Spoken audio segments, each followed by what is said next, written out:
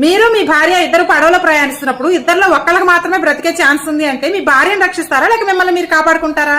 ఒక జంట పడవ ప్రయాణం చేస్తున్నారు. ఆ పడవ ఏదో కారణాల వల్ల మునిగిపోతూ ఉంది. అయితే ఆ పడవలో ఉన్న వాళ్ళందరూ కూడా ఒక లైఫ్ బోట్ ప్రయాణిస్తూ ఉంటే ఆ లైఫ్ బోట్ లోకి దూకి వీళ్ళ ప్రాణాలను కాపాడుకుంటూ ఉన్నారు.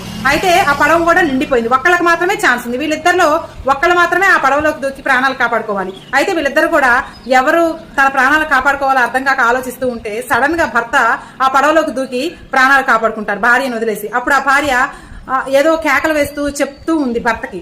ఆ టైంలో ఆ భార్య ఏమని కేకలు వేస్తూ భర్తకి చెప్పి ఉంటుంది ఒక్కసారి ఆలోచించండి. మీ అందరి మనసులో మెదిలే మాట ఏంటంటే, నన్ను ఇంతలా మోసం చేస్తావా, ఆపద సమయంలో నన్ను వదిలేసి ఇలా నిర్దాక్షిణంగా నీ ప్రాణాలు కాపాడుకుంటావా అని అరుచుంటుందని మీరు అందరూ అనుకుంటారు. కానీ నేను ఈ కథ కంటిన్యూ చేస్తాను, ఏం జరిగి ఉంటుందో చూడండి. అయితే ప్రాణాలు కాపాడుకున్నటువంటి తండ్రి ఇంటికెళ్లి తన ఒక్కగానొక్క కూతుర్ని అల్లారు ముద్దుగా చూసుకుంటూ పెళ్లి చేసి అత్తగారింటికి పంపిస్తాడు. కొన్ని రోజుల తర్వాత ఆ తండ్రి కూడా చనిపోతాడు. అయితే తండ్రి రూమ్ క్లీన్ చేద్దాం అనుకున్నటువంటి కూతురు తండ్రి డైరీ ఒకటి చూస్తుంది. ఆ డైరీలో తన భార్యకి ఇలా రాసి పెట్టుకుని ఉంటాడు భర్త. ఏమని రాసి పెట్టాడంటే, నేను ఆ రోజు పడవ మునిగే సమయంలో నీతో పాటు నేను కూడా ఆ నీళ్ళలో మునిగి ప్రాణాలు విడిచి చావులో కూడా నీకు తోడు రావాలనుకున్నాను.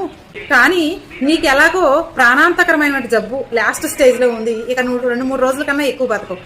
అలాగే నా ప్రాణాలు కూడా పోతే మనకున్న ఒక్కగానొక్క కూతుర్ని ఎలా కాపాడుకోవాలి, ఎవరు చూసుకుంటారని చెప్పేసి నేను నా ప్రాణాలు కాపాడుకున్నాను అని చెప్పేసి, కానీ తర్వాత నేను ఎంత నరకం అనుభవించాను, ఎంత నిన్ను తలుచుకొని బాధపడ్డాను అది నీకు మాత్రమే తెలుసని రాసిపెట్టి ఉంటుంది. అప్పుడు ఆ కూతురు, క్షమించండి నాన్న, నేను కూడా అందరిలాగా మిమ్మల్ని తప్పుగా అర్థం చేసుకున్నాను అని చాలా బాధపడిపోతుంది.